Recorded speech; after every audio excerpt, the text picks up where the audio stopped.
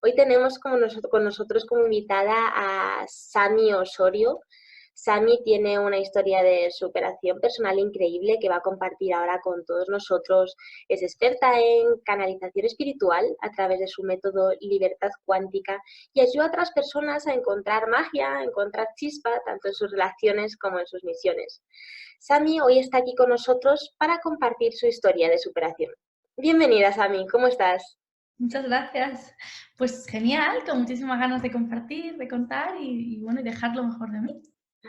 Encantada de tenerte por aquí con nosotros formando parte de este evento.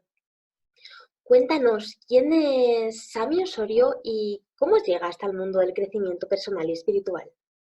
Bueno, primero decirte, Miriam, que muchas gracias por querer este congreso y por invitarme, que siempre es un honor. Y bueno, ¿quién es Sami Osorio? Es una pregunta muy larga, ¿no? Porque Sami tiene muchas historias de muchas vidas, pero la Sami actual, terrenal, ¿no? El personaje que habito hoy, bueno, pues es una persona que se supera a sí misma, que trasciende unas historias de dolor muy profundas, ¿no? Desde violaciones, abusos, maltrato, historias muy dolorosas, para convertirse, bueno, pues en una persona que acompaña espiritualmente a otros, ¿no? No sabría por dónde empezar, ¿no? Cuando dices, ¿quién es Sami? Es como, wow, ¿quién soy? Soy muchas cosas. Pero bueno, básicamente, como esto va un poco de superación, ¿no? Y de contar, pues, esas historias que motivan a otros, pues cedo la mía. Y bueno, básicamente, pues soy una niña o nazco en un pueblo de Almería, de una familia normal, aparentemente. Y bueno, todo va bien hasta que tengo unos 12 años, donde empiezo a perderme. En consecuencia de empezar a perderme, sentía que hacía daño a mis padres, que debían sufrir mucho, y decido irme de casa, así que me voy de casa con 12 años. Y bueno, es uno de esos casos que no ocurren, ¿no? Porque, bueno, pues leyes que impiden hacer todas esas cosas, pero ocurren en el silencio, ¿no? Entonces, bueno, me voy de casa con 12 años y bueno, voy pasando de centro en centro y incluso paso por un centro de menores y bueno, voy descubriendo que me falta algo, que hay algo que los demás tienen que yo no, ¿no? Y voy intentando buscar. En ese momento obviamente no creía en Dios, no creía en nada, pero bueno, pasan muchos años, voy intentando buscar y la vida me va dando como muchos palos que no comprendo, así que empiezo a cerrarme para poder adaptarme al entorno donde vivo, ¿no? Con mis padres, con la gente.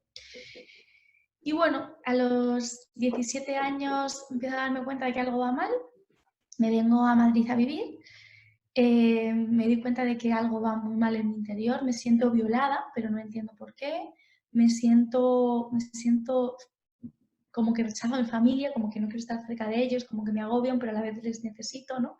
Y tengo ahí un lío emocional muy impactante. Finalmente conozco al que es el padre de mis hijos y me enseñó una lección muy grande de vida, ¿no? Porque empecé a vivir una historia de maltrato. Y así, pues acelerándolo un poco, pues tuve una historia muy complicada con él y finalmente acabo en México viviendo una historia todavía más difícil, ¿no? Tengo un hijo ahí en ese momento y otro bebé en camino. Y bueno, pues no puedo llegar a España, he perdido mis relaciones familiares en consecuencia del maltrato y de toda mi vida. Y bueno, pues me empiezo a dar cuenta de que algo va mal. Me quedo sin nada en México, sin nada, sin nada. Y la vida empieza a mostrarme o a enseñarme que el universo, Dios, llámalo como quieras, existe, ¿no? Y empiezan a darme muchísimas cosas. De hecho, bueno, pues, me regalan el billete de avión de vuelta a España. Cuando llego a España, pues me acoge una familia y me van pasando cosas como milagrosas, ¿no? Hasta que, bueno, pues un día empiezo a buscar dentro. Mi hija se había enfermado, ya llevaba muchos años sufriendo, aunque con muchos mensajes del universo. Y empiezo a buscar dentro bueno, y descubro que dentro de mí está la libertad cuántica, ¿no? Entonces, pues esto sí como un poco el resumen. No sé si se ha entendido bien, porque a veces contar tu vida es complicado, pero no sé, Miriam, si se ha entendido quién soy o no. Sí, es un buen resumen, ¿no? De toda esa historia en muy poquito tiempo. ¿Qué es lo que te lleva, Sami, con 12 años a irte de casa? ¿Cómo gestionas esa decisión con esa edad tan temprana? Bueno, a ver, yo empiezo a huir de casa. O sea, no puedo decir que yo tengo una decisión consciente. Empiezo a huir de casa, es decir, eh, luego descubro que había sido abusada, no por mi familia, o sea, no por mi familia directa, sí por un familiar lejano. Descubro que había sido abusada y que, bueno, pues eso es lo que hace que cuando yo tengo 11, 12 años y empieza a desarrollarse toda la parte sexual, ¿no? Las hormonas, Mm, pues empieza como a desequilibrarme, a desestabilizarme, ¿no? Yo veía que mis padres sufrían mucho, ellos no entendían qué me estaba pasando, intentaban ayudarme, es verdad que no lo hacían siempre de la mejor manera, a veces era manipulando, controlando, haciéndome daño físico, ¿no? Pegándome. Eh, Además, mi padre en ese momento todavía es bastante violento y yo ya no puedo más, o sea, yo cada vez me rebelaba más contra la autoridad masculina, sobre todo, obviamente, ¿no? Tenía un vicio claro. con los hombres y ya no puedo más. Entonces tenía una dualidad muy grande en mí entre quiero poner límites y no quiero que nadie me haga daño. De hecho, denuncié a mi padre por pegarme. Con esa edad, imagínate, ¿no? Con 11, 12 años, eres una niña. Pero a la vez, la culpa y el dolor de mi madre me decía que, por ejemplo, que porque lo hacía, ella no entendía lo que ella estaba viviendo, que para mí era una especie de maltrato de alguna manera. No que mi padre fuera súper malo, pero bueno, es que las relaciones de, ¿cuántas relaciones conocemos de hace, no sé, de nuestros padres con 50 o 60 que no hayan vivido algún tipo de maltrato? Porque había machismo no reconocido y no nada, ¿no? Entonces, bueno, yo cualquier cosa como que le daba un sobrevalor, ¿no? El caso es que al final no pude sostenerlo y empecé a escaparme de casa. Mis padres me denunciaban, porque obviamente una niña no se puede ir de casa, y en algún momento la policía me pone la tesitura de ¿quieres quedarte con tus padres o quieres irte a un centro de acogida? Y yo elijo irme a un centro de acogida, entonces me llevan a protección y ahí ya entras en un circuito en el que, bueno, tus padres tienen que autorizarte, pero mis padres pues querían lo mejor para mí, o sea, que había una parte de dualidad también en ellos, de incomprensión, de falta de conciencia, que ahora, claro, han crecido brutalmente, pero entonces no tenían conciencia ni claridad, ¿no? Entonces había esa falta de conciencia, pero a la vez también había mucho amor. También querían que estuviera bien. Entonces me autorizan y a partir de ahí es cuando me voy de casa y empiezo a entrar en centros. Todo esto, incluso yo estaba medicada, o sea, me daban medicinas que me capaban, porque yo ya entonces ya canalizaba. Y claro, todo esto es que claro, parece que hace poco, pero es que hace 15 años o 20 años, este tipo de cosas no estaban reconocidas y en el sur de España siguen estando mucho menos conocidas que ahora, pero es que en un pueblo del sur de España mucho menos que ahora, ¿no? Entonces, claro, hay que tener en cuenta que en cada lugar de un país el nivel evolutivo puede variar bastante, ¿no? Y yo, vamos, yo lo he visto mucho esto ahora en Perú que he estado, Miriam, que no tiene nada que ver en Lima con, bueno, pues con Huaraz o con Piura o con Iquitos, la selva, ¿no? En cada lugar se nota mucho. Entonces, bueno, me voy de casa de mis padres, ellos me quieren ayudar, entonces me dejan irme y así fue como empieza toda esa historia, ¿no? De dolor. ¿Y qué ocurre a partir de ahí? Porque te vas de casa, pero te vas a un centro de acogida, ¿no? Imagino que a esa edad no tienes medios para valerte por ti misma económicamente, ni tienes ningún lugar a donde ir. Eso es. Bueno, yo me voy de casa con 12 años, ¿vale? Empiezo a irme de casa. Estuve bastantes meses que no estaba en casa de mis padres y no estaba en un centro de acogida. Luego creo que como a los 13 es cuando ya se cursa definitivamente porque ya me voy además a la capital, ya no estoy ni siquiera en el mismo lugar donde están mis padres. Y bueno, yo creía que estaba mal. O sea, mis padres mucho tiempo antes me habían estado incluso llevando a cientos de psicólogos a ver si me podían ayudar. En ese momento yo estaba bloqueada, o sea, a mí la gente me preguntaba, ¿cómo estás? Bien, mal, normal. No había una comunicación, era una niña, ¿no? Había una comprensión de la vida irracional diferente al resto. O sea, mi padre me decía, no puedes estar por la calle sola. Y yo decía, no te pasa nada si tú no lo crees, ¿no? Pero había pero era desde el inconsciente, o sea, no era consciente, no era, o sea, sino que había una parte inconsciente de mí que ya estaba hablando de todo esto que hablo ahora, ¿no? Pero había mucha distorsión, muchos bloqueos, mucha dualidad, ¿no? Entonces, bueno, pues voy de casa de acogida en casa de acogida desde los 13 a los 15 años aproximadamente y finalmente incluso, bueno, pues me pasaban muchas cosas raras. Cuando tú estás bloqueado atraes ese tipo de circunstancias, ¿no? A tu vida, seguro que a la gente que me está viendo le suena, ¿no?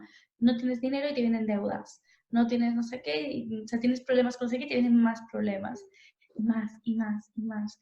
Obviamente tienes un bloqueo y la vida te lo va mostrando, mostrando, mostrando y te va de alguna manera como encajonando, ¿no? Como presionando y te va poniendo, como dicen en España, no sé si en otros países, entre la espada y la pared, para que tú tomes una decisión y digas, voy a comerme la espada porque sé que no me puedo pinchar. sé que no hay nada que pueda pinchar, sé que la espada cuando yo camino se echa para atrás porque no puede hacer nada, ¿no? Entonces, bueno, pues iba de centros en centro, me pasaron muchas cosas, tuve muchos problemas que también yo ocasionaba, lo cual también me ayudó mucho y finalmente acabé en un centro de menores un año entero, ¿no? Fue muy doloroso estar en un centro de menores porque yo era diferente a los demás. Las personas que estaban en un centro de menores o sea, digo centro, pero es una cárcel de menores, ¿no?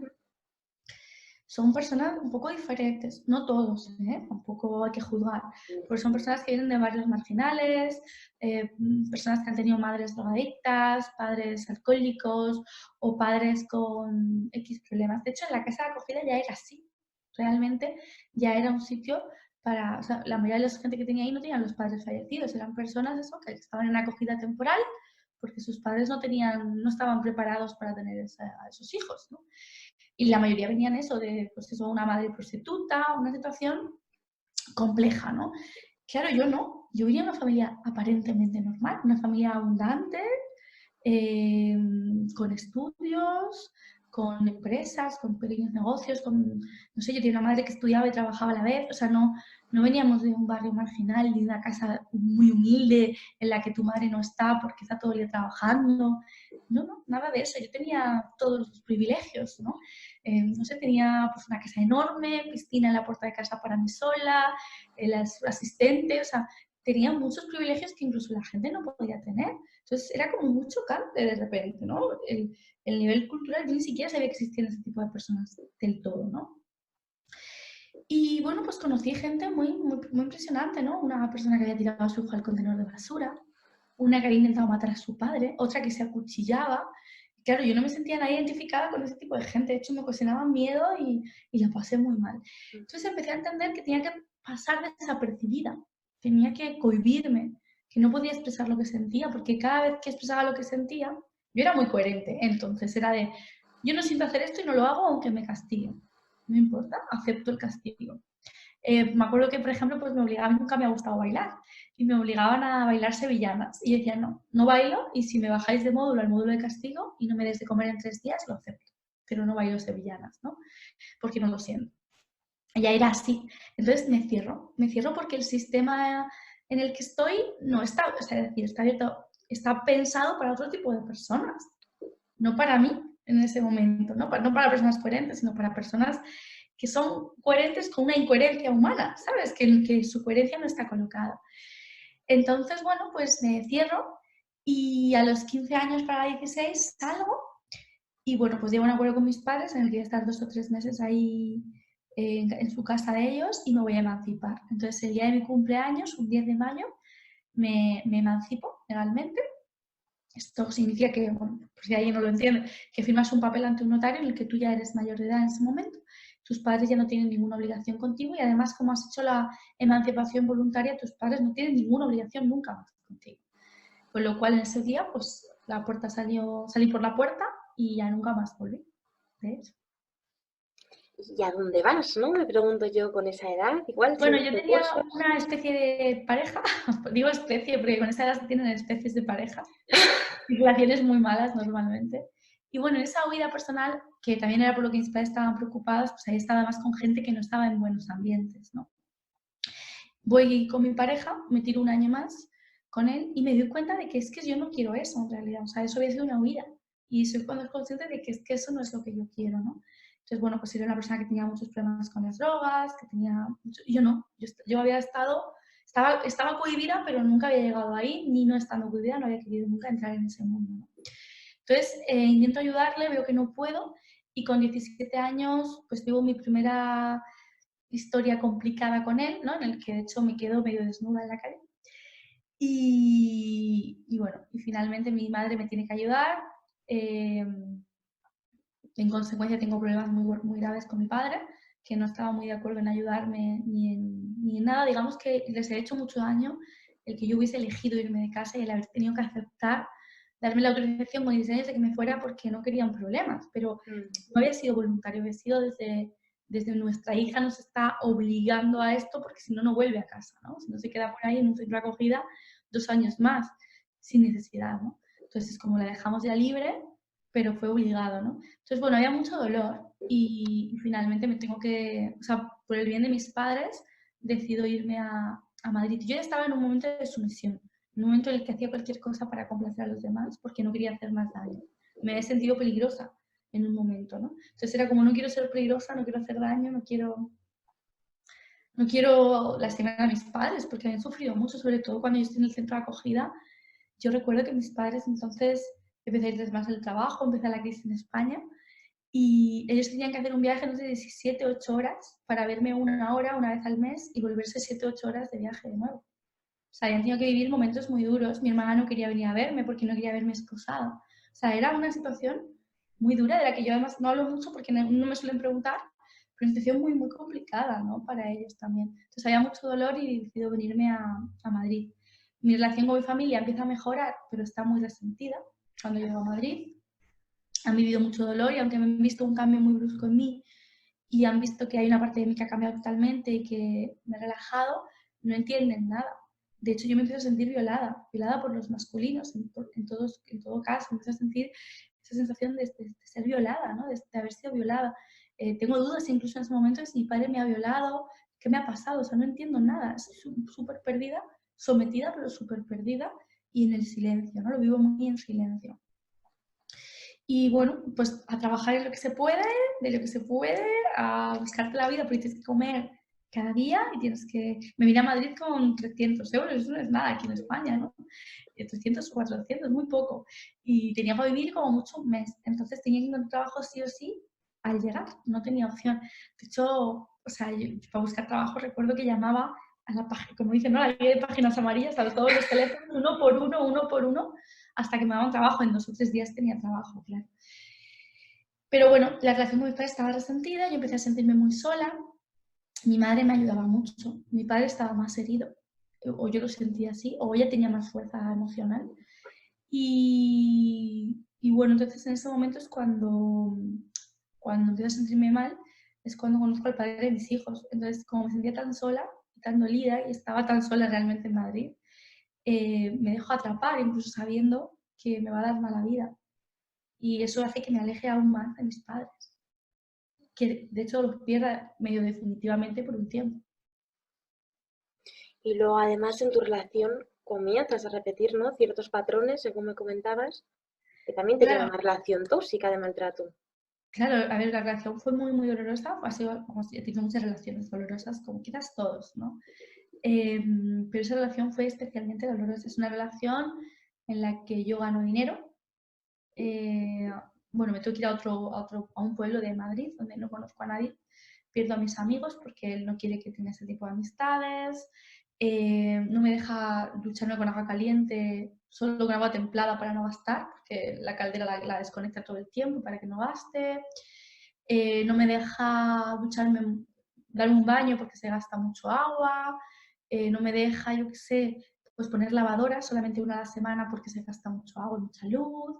No me deja casi comer porque se gasta comida. Me controla mi dinero, pero yo nunca sé cuánto gana él. Eh, Llama a mis padres para manipularme y finalmente hace que pierda mi relación familiar porque yo la corto para protegerles, porque no sabía cómo salir de ahí. Yo qué sé, o sea, el padre de mis hijos me prohibió que me quejase estando pariendo en el paritorio, porque él quería dormir y se puso a dormir mientras yo estaba pariendo. No quería ir al hospital porque decía que seguro que iba a tardar muchas horas, que mejor ya cuando fuera ya a punto, ¿no? Y estaba a punto, de hecho yo parí muy rápido, parí en 20 minutos, o sea, no tuve problema con eso. Pero, o sea, no sé si me explico, o sea, quería ir en autobús al hospital cuando había roto aguas, ¿no? Es como, pero si estoy con dolores muy fuertes, quiero ir en un taxi, quiero ir normal. Entonces, cada cosa que yo quería era como que le estuviese pidiendo algo del otro mundo y, bueno, pues no me dejaba elegir casa. Cuando alquilábamos, él elegía las casas, yo no podía elegirlas, pero yo las pagaba, ¿no? La mitad con él. Pagábamos lo mismo, pero yo ganaba un sueldecito así, él ganaba un super sueldo. Me obligaba, me decía que si no ahorraba no me podía ir a México con él, porque él era de México, que me dejaba tirada en España. No sé, si no tenía relaciones sexuales es que no le amaba. O sea, cosas como muy duras mucho tiempo, ¿no? Una relación yo no suelo hablar de esto, sobre todo pues en YouTube y demás, porque es como que está muy abierto y no me gusta exponerle a él y generar polémicas, pero al final es una relación muy, muy dolorosa, en la que vives un agobio, una angustia. Es decir, el bebé lloraba y él decía que yo hacía que el bebé llorase para molestarle, para que no descansara, ¿no? Y era como, pero si no le entiendo al bebé, ¿no?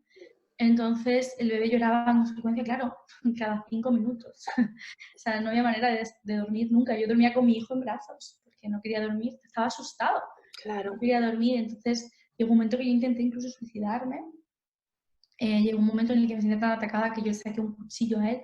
Entonces él llamaba a mis padres, le decía, he sacado un cuchillo, se ha vuelto loca, pero no le contaba todo lo que me había estado presionando a lo largo de todo ese día hasta que ya no podía realmente más, ¿no? Y yo pensaba que estaba loca. De hecho, recuerdo ir a un psiquiatra porque él me decía que tenía que ir al psiquiatra. O sea, él creía que él estaba bien. Y recuerdo que él, claro, y creerá eso. O sea, él no era el típico maltratador. Hay muchos tipos de maltratadores y de Mm. psicopatías. Y él tiene una psicopatía de grado 3 según la policía española, ¿no? Él estuvo muchas veces en el calabozo porque yo le denunciaba y luego, pues como le sacaban, pues cuando íbamos a juicio, yo me sentía mal, me daba miedo y entonces le quitaba la denuncia, ¿no? Y bueno, pues era una y otra y otra. O sea, yo estuve en una situación metida, Miriam, muy, muy profunda. O sea, si lo piensas, es como, wow, Sami ahora se dedica a trabajar con mujeres de todo el mundo. Pues es una ventaja haber vivido esto porque las entiendo súper bien, ¿no? Pero viví esa situación desde la profundidad más oscura. ¿Y qué se siente o qué se piensa en esas situaciones, ¿no? En la que te ves metida en Desesperación, un berenjenal increíble, pero no ves desesperación. salida, entiendo, no ves la luz al final del túnel. Sí, pues se siente desesperación, frustración, agonía, pues, gana de morirse, ¿no? O sea, yo recuerdo decir, es que no quiero vivir. Y mucha confusión, o sea, el problema es la confusión. O sea, yo iba, lo que te decía, iba al psiquiatra y el psiquiatra me decía, que te está maltratando. Y yo, no puede ser, porque la que le ha tirado el vaso a la cabeza he sido yo. Pero te está maltratando, tú no lo ves, pero está provocando reacciones en ti. Y tú, pero eso es imposible, ¿no? O sea, tú te sientes culpable de tus reacciones y no puedes ver que él está tocando, no sé, o sea, yo recuerdo que me tocaba el pelo y me decía que todo lo que me pasaba era porque mis padres me habían hecho daño en mi infancia y no me habían querido. Entonces él me hacía creer que no quería, o sea, yo no sabía si mis padres me querían, si no me querían, si eran buenos, si no eran buenos. Si incluso muchos años después tuve que trabajarlo para poder ver una realidad neutra, desde fuera, no podía verlo desde fuera. O sea, emocionalmente me había tocado mucho en lo profundo. ¿Y en qué momento, Sami, empiezas a salir de toda esta historia? ¿O cómo se rompe este bucle? Bueno, yo creo que cada uno de tus hijos, o de los hijos de cada persona, nos enseñan algo especial. Y son ángeles que vienen por alguna razón. Eh, Si yo me hubiese planteado si quería ser madre, nunca hubiese sido madre, porque nunca he sido niñera, ahora soy madre, ¿no? Ahora soy más maternal, pero nunca había sido maternal, ¿no? Pero Cristian, mi hijo mayor, vino pues que tenía que venir, ¿no? Ya tendríamos un pacto álmico, y él me enseñó a luchar. O sea, el padre de mis hijos me ayudó mucho, porque él me sacó toda la ira. Entonces, yo estaba sumisa. O sea, recordemos que yo hacía lo que me pedían para complacer, pero ya era un punto de tanta presión que sacaba ira dentro de mí, o sea, era imposible no sacar ira. Y mi hijo, que lloraba cada 5 minutos porque la pasaba mal, me sacaba más ira porque yo no podía dormir, no podía comer, no podía ducharme, no podía pasar el servicio, no podía hablar con una persona por teléfono, no podía hacer nada, solo estar pendiente de él porque él lloraba y lloraba y yo no entendía por qué lloraba. Yo, de hecho, sentía que me odiaba en ese momento de mi vida, no tenía conciencia. Y bueno, todo eso me genera ira y yo creo que mi hijo me enseñó a despertar al guerrero que vivía en mí, el arquetipo del guerrero, ¿no? A descubrirlo. Entonces, en ese momento yo empecé como a defenderme. Aún así, me quedo embarazada de mi segundo bebé y nada, a los 15 días estábamos ya volando para México. Y yo todavía no tenía la fuerza de voluntad, me iba pero volvía, me iba pero volvía. Y cuando me enteré de que estaba embarazada, yo sentí que iba a tener una hija, o sea, una mujer. Y no estaba segura de si era lo correcto, pero no quería que ella viviera lo mismo que yo. Entonces ella me dio, o sea, cada uno de tus hijos te enseña una cosa. Mi hijo me enseñó la fuerza, me enseñó ese arquetipo del guerrero y mi hija me enseñó lo que era la abundancia, lo que es realmente la abundancia, esa conexión. Entonces, salí huyendo, salí 2 veces. La primera no fui capaz de irme en México y la segunda sí. La vida me puso muchas pistas. O sea, me salieron, no qué sé, un hotel de unos españoles que me ayudaron. Luego la gente me daba comida sin que yo casi tuviese que hacer nada. Entonces yo tenía mucho miedo de irme porque pensaba que yo no iba a poder mantener a mis hijos, cuando en realidad meses después viví con la mitad de lo que hubiese tenido si lo hubiese hecho antes.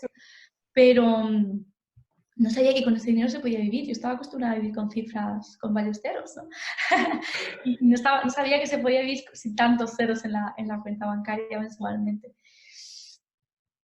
Entonces, bueno, la vida empezó a darme señales estando en México. Es que nos íbamos a quedar allí, yo le había llevado allí, le había pedido que, porque él tenía momentos de lucidez, le había pedido que por favor no nos fuéramos a España, entonces había renunciado a su trabajo en España, ya no podía regresar porque él tenía un trabajo en México y estaba desplazado en España para, como si fuera un estudiante que viene a la empresa que está en los dos sitios y viene a estudiar para llevarse un proyecto allí. De hecho, literalmente era así. Entonces, al renunciar al puesto de trabajo, le echan de la empresa y ya no puede venir a España, ya no tiene papeles para venir, ¿no? Y él también era top, o sea, él estaba acostumbrado a ganar mucho, no se va a venir aquí a ser camarero o a ser inmigrante ilegal, ¿no? Obviamente. Entonces, es como que mi inconsciente, mi alma sabía qué hacía, ¿no? Entonces lo dejó allí y creé la situación y empezó a la vida a darme pistas. Meses antes estaba tan desesperada, recuerda que yo no me hablaba con mis padres, había perdido todo. O sea, era muy duro. Mi madre no entendía que yo, por ejemplo, no me fuera. Ella me decía, pero es que no entiendo nada. Porque, por ejemplo, se llevaba la llave y me dejaban con la puerta abierta, pero sin llaves, ¿no? Entonces no podía salir, tenía que poner algodón en la cerradura para poder salir de casa y dejar la casa abierta. O sea, muchas cosas, ¿no? Y como eso te puedo contar miles de anécdotas. Muy duro. Entonces mi madre no entendía nada, sufría muchísimo y él les llamaba para contarles cosas que no eran reales, estaban distorsionadas. Entonces yo ya había cortado la relación con todos y eso me hizo empoderarme, porque ya daba igual lo que hicieras, no estaba bien ni mal, no tenía nadie que pudiera juzgarlo. Entonces salí huyendo y la vida me fue poniendo muchísimas pistas, lo que te decía. Mucha gente que me ayudó, hoteles gratis, o gente que me pagaba el hotel, o gente que me daba dinero para la comida, o que me invitaban a comer. Y era como milagroso, ¿no? Todo lo que me estaba pasando. Y cuando llegué a España, siguió siendo milagroso mucho más tiempo, ¿no? Entonces, aunque luego se puso en contacto, incluso me hackeó las cuentas bancarias, bueno, me pasó de todo, eh, yo fui, digamos, capaz de ya, o sea, como ya estábamos lejos en el charco, él me pedía que fuera y ya no había que pensar más, ¿sabes? Ya no era tan impulsivo, ya comprar un billete de avión y ya tuve esa suerte. Y luego me puse a trabajarme espiritualmente. Yo durante parte de mi, bueno, desde que me hice madre, por así decir, volví a retomar libros. Empecé a leer pues, los típicos libros, El secreto, El poder de la hora, o sea, libros de autoconciencia que no comprendía nada. O sea, yo empecé a leer libros de Pablo Coelho con 12 años, pero no comprendía nada. Y entonces empezaba a comprender pequeñas cosas, ¿no? Y empezaba a creer en, no creía en Dios, pero sí en el poder de la mente, ¿no? Y en el poder, en el Dios interior de cada uno. Y a partir de ahí, pues claro, ya todo fue cambiando. Aún así seguí viviendo una vida muy drástica, con mucho sufrimiento, pero ya todo empezaba a cambiar. ¿Cómo pasas desde ese punto, ¿no? En el que huyes de México, tú vuelves a España, al punto en el que te encuentras ahora? Bueno, a ver, ¿cómo paso? Estudio mucho, ¿vale? Empecé a hacer mucha hipnosis, muchas terapias de todo tipo, pero a nivel, vamos a decir, más coaching, emocional, o sea, a nivel más mental, no tan espiritual. O sea, yo no quería nada espiritual, ni siquiera se presentaba en mi camino, ¿no? Todo esto empecé a hacerlo embarazada, porque yo empecé a tener que estar pidiendo prácticamente ayudas, subvenciones, becas para poder sobrevivir, porque yo venía embarazada, no podía trabajar, ¿no? Aún así fue súper mágico. Yo ese año ahorré muchísimo dinero. Sin ganar nada, ahorré muchísimo para esas circunstancias, ¿no? Ahora no es nada, pero en ese momento eran 15.000 euros, era mucho dinero. Y ahorré todo ese dinero a base de mucha disciplina, o sea, prácticamente dejar de comer para ahorrar, porque yo tenía la sensación de que tenía que crear un proyecto personal o algo, pero no sabía qué. Y bueno, me puse a buscar dentro de mí, no podía avanzar porque estaba todavía o sea, embarazada, y a los 7 días de nacer mi bebé me quedé en la calle. Y yo creo que fue uno de estos momentos más duros de toda la historia, ¿no? O sea, me quedo en la calle, es una novela, literalmente. Es como me quedo en la calle con 7 días mi hija recién parida, ¿no? En un momento muy complicado. Y fue un momento también muy, muy bonito porque me dio la oportunidad de desaparecer para todo el mundo. Necesitaba soltar esa historia de que la gente me ayudase para intentar hacerlo yo, desde otro lugar, con gente que no supiera nada de mi pasado, de mi historia, ni nada, ¿no? Porque la gente una y otra vez, o sea, yo ahora puedo hablarlo gracias a que lo tuve que contar 200.000 veces. O sea, embarazada tuve que contar miles de veces, una y otra vez, para que me dieran ayudas, becas, o sea, un montón de veces la misma historia. Y ibas otra vez a una ONG y tenías que volver a contar lo mismo, una y otra y otra y otra vez a la misma persona, porque se lo olvidaba. Entonces, eso me ayuda a desaparecer un poco y a olvidarme de todas esas cosas. Y bueno, ahí me vuelvo a encontrar un poco conmigo misma. Me ayudan con una casa abandonada que me prestan, o sea, una casa de alguien que la tenía abandonada hace muchos años. Una casa donde empiezo a ver espíritus y empiezo a asustarme. Empiezo a pensar que me estoy volviendo loca. Y cuál mi sorpresa de que había alguien más que conozco en ese momento que también los ve. Pero aún así yo empecé a creer en los espíritus, pero no quería saber nada. Entonces huyo un poco de ese sitio, busco otra casa y empiezo a huir de mí misma y a olvidarme del mundo del coaching, a olvidarme de hacerme terapias, a olvidarme de todo eso porque como que me dio miedo, ¿no? Entonces empiezo a volver a tener otra vez problemas. Me desahucian de la casa sin haber hecho ningún impago, cosas raras, ¿no? Problemas que surgen porque la vida te está diciendo ve hacia algún lugar.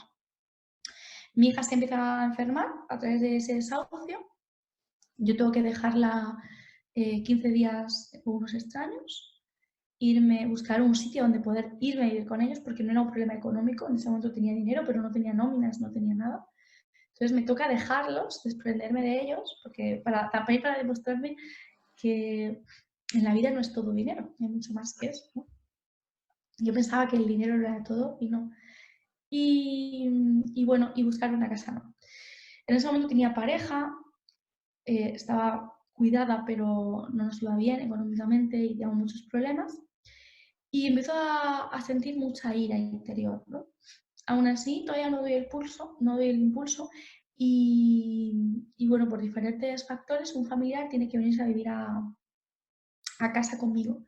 Y de repente me encuentro en mi casa con dos personas, o sea, con mi pareja que no trabajaba en ese momento y con un familiar que tampoco trabajaba en ese momento, con 2 hijos y yo manteniéndolos a todos, casi sin poder comprarme unos zapatos porque tenía que darles todo a ellos no me apoyaban y empecé a sentirme muy, muy presionada, muy presionada, muy presionada, empezó a alejarme y empiezan a llegarme vídeos de espiritualidad, empieza a llegarme pues cosas de espiritualidad, empiezo a buscar y a buscar y en cuestión de 2-3 meses llega a mí libertad cuántica.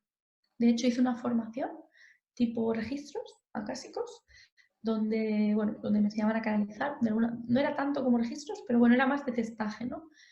Y en ese momento llega mi libertad cuántica, empiezo a volver a ver espíritus, empiezo a darme cuenta que la gente también los ve, entonces ya no tengo miedo, ya sé cómo enfrentarme a ellos, empiezo a sentir y es que fue brutal, o sea, es que fue llegar libertad cuántica y en cuestión de 3 meses vivía en el peor barrio de Madrid a vivir en uno de los mejores barrios de España. O sea, había cambiado totalmente mi situación. A mí empezó a llegarme dinero por diferentes vías y he empezado a confiar en mí, en que podía invertir en mí lo que quisiera y en que la vida se encargaba. Entonces empiezo a tener canalizaciones, empiezo a relajarme porque entonces hablaba demasiado, pero demasiado. Ahora hablo, pero ahora conectada, pero antes estaba súper desconectada. Y empiezo bueno, pues a encontrarme con una parte de mí diferente. ¿Qué es esto de libertad cuántica? Bueno, libertad cuántica ahora, después de mi viaje a Perú, que he descubierto cosas nuevas, ¿no? Porque un canalizador siempre está ahí en búsqueda y siempre tenemos cada vez más información, ¿no?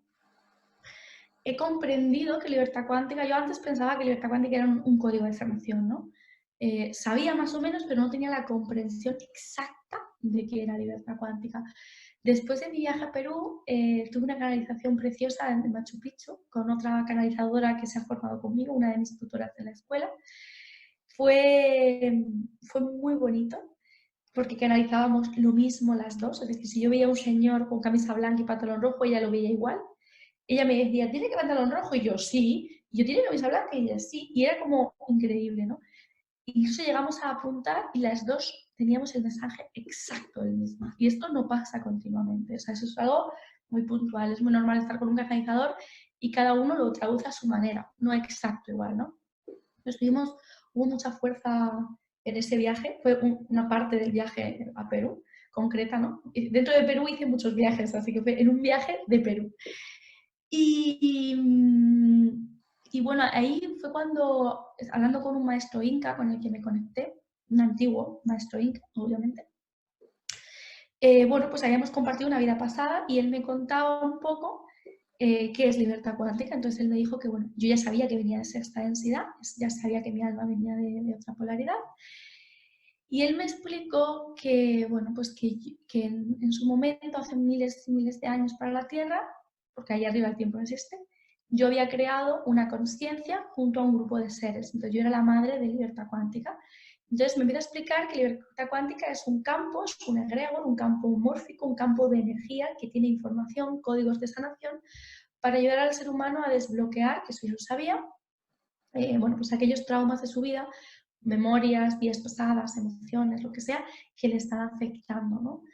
Este campo se fue creado con la idea de que, bueno, pues ayudar a las personas en el tránsito de tercera densidad a cuarta densidad y tenía que ser traído a la Tierra por mí. Entonces yo ya he venido, o me dijeron que ya he venido en varias vidas, pude ver muchas vidas mías muy bonitas en las que ya he venido a ayudar y a, digamos, a probar libertad cuántica en la Tierra para ver cómo funcionaba y luego subir, mejorarlo y seguir trayendo, ¿no? Entonces, bueno, libertad cuántica es una conciencia que está sostenida por un grupo de seres de sexta densidad que lo que hacen es pues, dar soporte para que esa conciencia haga su trabajo y pueda ejecutarse, ¿no? Obviamente tiene conciencia de sí misma, pero digamos que le dan soporte y ayudan a ir transcediendo todos estos bloqueos que se van absorbiendo para que la conciencia se mantenga pura. No sé si esto se puede entender, ¿eh? Porque el que nos vea y sea muy espiritual lo entiende y el que no dirá, ¡guau! Qué locura, ¿no? Pero básicamente es eso, ¿no? Libertad cuántica es una guía espiritual que ha sido creada por mí y otros seres en sexta densidad, no es mía, es del mundo, porque todo lo que se crea desde allá arriba se crea para todos, cualquiera puede conectar con ella. Y bueno, mi misión en la Tierra era traerla, ¿no? Entonces, pues durante varias vidas vine a probarla, pero no se podía compartir porque la humanidad no estaba preparada para que se hiciera ese compartir todavía de la técnica, ¿no? Ahora, hoy en día, ya se podía, entonces esta se supone que es mi última vida, aunque eso es algo que me da mucha pena, espero que se hayan equivocado. Y porque a mí me gusta mucho la Tierra, a diferencia de las personas, me gusta mucho.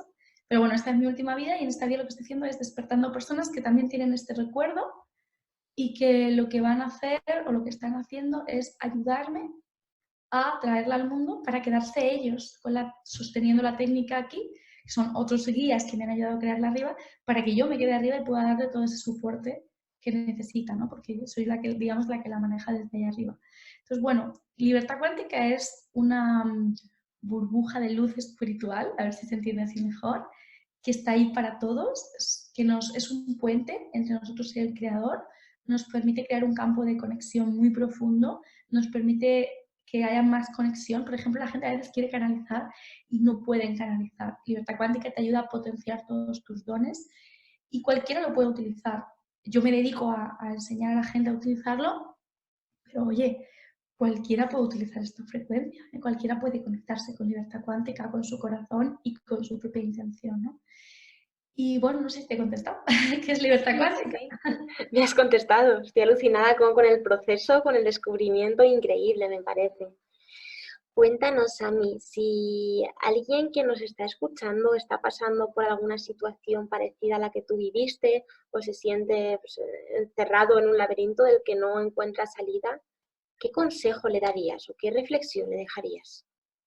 Bueno, seguramente la gente que nos está viendo, Miriam, son personas que han vivido algo o vivieron algo así, algunas, o les resuena, incluso porque a veces tenemos recuerdos de nuestras vidas en los que hemos vivido cosas así que todavía nos están marcando en esta. Y se encuentran más en una etapa de ver cómo puedo perdonar todo eso, ¿no? Cómo puedo liberarlo. Mi único consejo ante esas personas puede ser que de verdad escuchen su corazón y hagan lo que sienten. Si coincide, cosa poco probable, que hay alguna persona que nos está viendo, y digo poco probable porque yo no suelo trabajar con ese tipo de personas porque no suelen llegar, o sea, porque no están todavía, yo no estaba preparada hace 5 años o 4 para esto, ¿no? Pero bueno, si coincide que alguna en ese estoy perdido pero encontrado está aquí, pues decirle que lo intente. ¿Qué le puedo decir? Que lo intente. Que crea en sí misma o en sí mismo, aunque se esté equivocando, que sea una oportunidad y que yo creo que la clave, y esto es para todos, siempre es escucharnos y hacer lo que sentimos, aunque no tengamos claro si lo que sentimos es correcto, adecuado o está alineado con mi corazón, ¿no? Porque está el sentir físico y el sentir interior. Y a veces es muy complicado separar emociones de sentir, me refiero. Las emociones que yo tengo en mi cuerpo son emociones que vienen porque mi mente las crea, es decir, si yo creo que los hombres son malos, veo un hombre y siento miedo, pero esto no significa que el hombre sea malo, significa que siento miedo. Sin embargo, mi alma, a través de mi corazón, es una brújula que me habla, pero inicialmente es complicado separar ese sentir emocional, por eso la gente se confunde tanto, de ese sentir espiritual, vamos a decirle, ¿no? Mi recomendación hacia todas las personas es que escuchen lo que les llegue sin juicio, que hagan caso, que si hay algo que les dice que ese hombre da miedo, que se alejen de él, que se escuchen, porque va a llegar un momento que van a aprender a diferenciar, a discernir lo que viene o es creado por la mente y lo que viene o es creado por el alma. Perfecto, Sami, pues nos quedamos con este mensaje que espero que pueda llegar a muchísimas personas. Muchísimas gracias por compartir tu historia y todas tus experiencias con nosotros. Si alguien quisiera conocer más sobre ti o profundizar más sobre estos temas, cuéntanos, ¿qué es lo que ofreces y dónde podemos encontrarte? Bueno, yo lo que tú dices al principio creo que es perfecto. Cuando me has presentado es una presentación muy bonita. Al final lo que hago es acompañar a la gente a encontrar su magia y su magia en sus relaciones, porque a veces estamos bien pero no tenemos chispa, o en su misión, porque a veces hacemos lo que nos gusta pero no ganamos dinero, no nos hemos recolocado, o hacemos lo que nos gusta pero a medias y hay que terminar de recolocarse, ¿no?